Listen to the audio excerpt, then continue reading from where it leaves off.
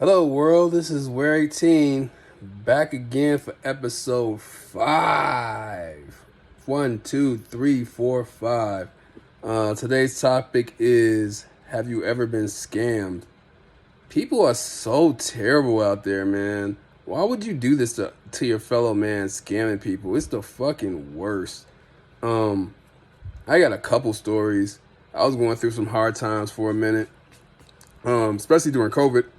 I had lost my job, wasn't working, and this the girl I was with at the time told me about this company that was hiring work from home. So I'm like, cool, I'll look into it.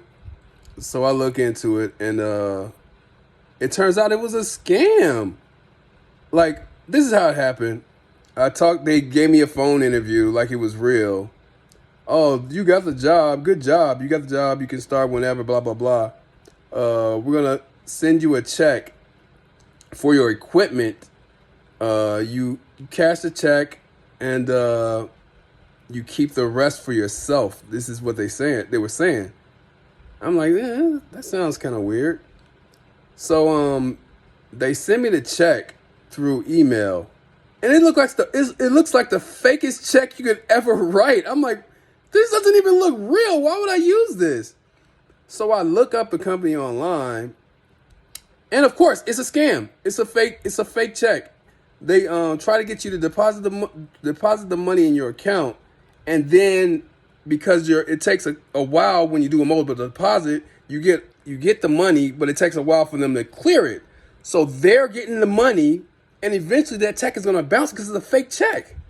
So they tried to get me. I almost got got. It was like $1,500, and at the time I didn't even have $1,500 to spare. So my account would have been like minus $1,500 on a scam. Like, why would you do that to somebody? Why would you intentionally want to hurt somebody? It just makes no sense. I don't understand people who try to scam people who legitimately want to work.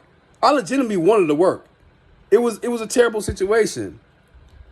So the next story I got about getting scammed was I needed a loan. I was doing bad. I was gambling. I was messing up all my money or whatever. So I was trying to get a loan.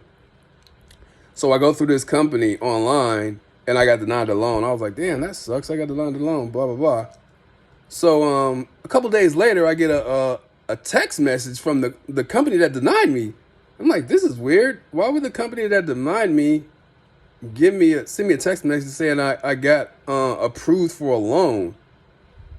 So I look at the loan amounts or whatever on the text message. The text message said the loan amounts made no sense.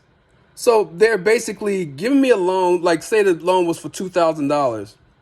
I get the loan for $2,000. All I have to pay them back is $2,200. Like, how does that make sense? How are you making money if the loan you give me a loan for $2,000, you only give me $2,200 back? Like, I was like, this makes no sense. So I was like, let me humor these people. So there's a number that you call. So I call it.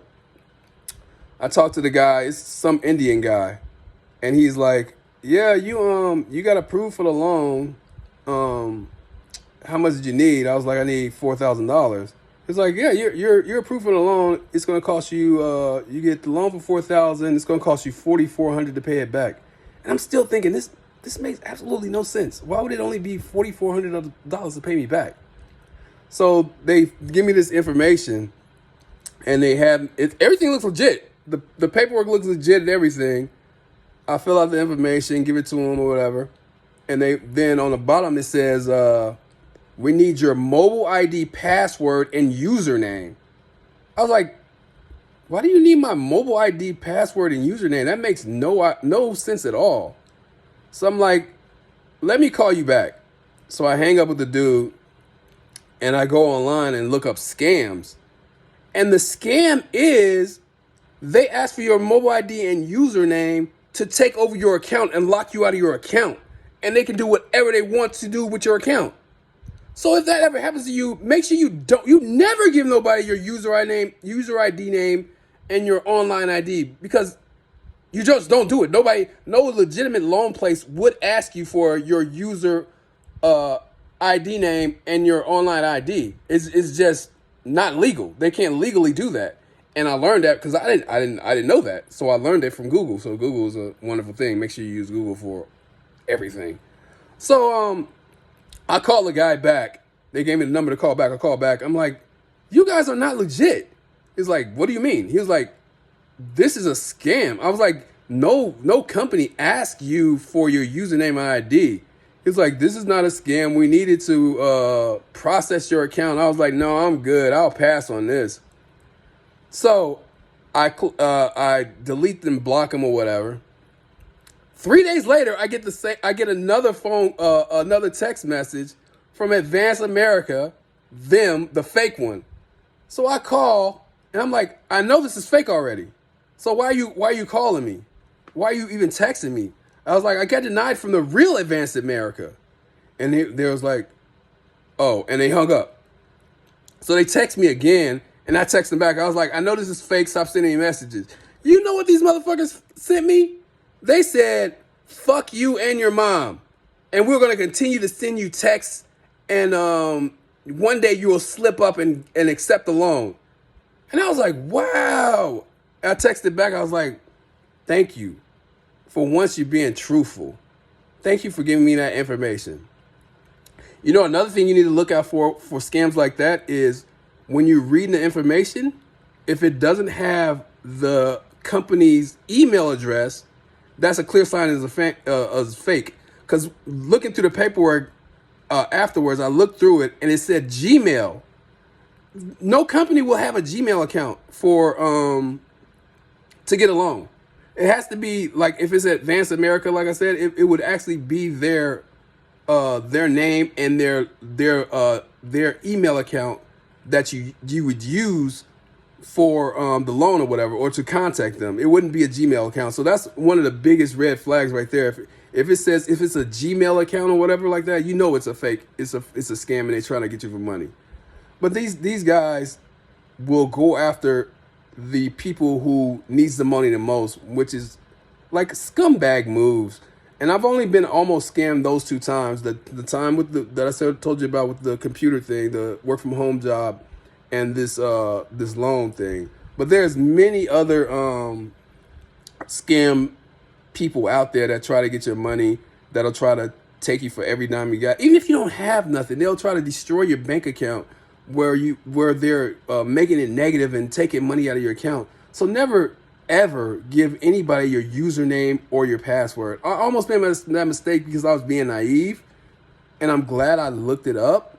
So never give out your username and ID or password, because people will use it to destroy you. And that's what these scammers do. They try to destroy your life. They try to take as much money as they can from you, making it seem like they're real and they're not legit. Do any of you guys have any scammer stories? Because I think scammers are the worst. I think they're the bottom of the barrel as far as people. You hear about these stories all the time about old people getting scammed out of their life savings and stuff. And this for me wasn't my life savings or anything like that. I just needed a loan. But they was just trying to get whatever they could, which is terrible. Why would you do that to a fellow human being? It just hurts your heart to hear those kind of stories where somebody loses everything because they got scammed by somebody. Like, come on now. Can we be better towards each other? Not everything is worth destroying somebody's life over a couple bucks. Like, come on now. But anyway, like I said, like, subscribe, give me your comments. Tell me your scammer stories if you have any. Good or, well, there's no good scammer stories. So, any of those scammer stories, did you find out before it happened that it was a scam? Did you actually go through the scam and get scammed? Did they take any money from you? Any stories like that would be cool to talk about and get the word out there for people to know. If it seems like it's too good to be true, it probably is. Because getting a loan for $3,000 and having to only pay $300 back, that's definitely too good to be true. It makes no sense. Sometimes you need the money so much you bypass the little things that you bypass the little things that make you figure out what's right and what's wrong because you need the money so bad. But just think about the things, and if it doesn't sound good, it's not good. Um, that's all I have for this episode. Like I said, like, subscribe, comment, all that good stuff. Um, like I always say, this channel is dedicated to Angelica B. Have a good one. Later.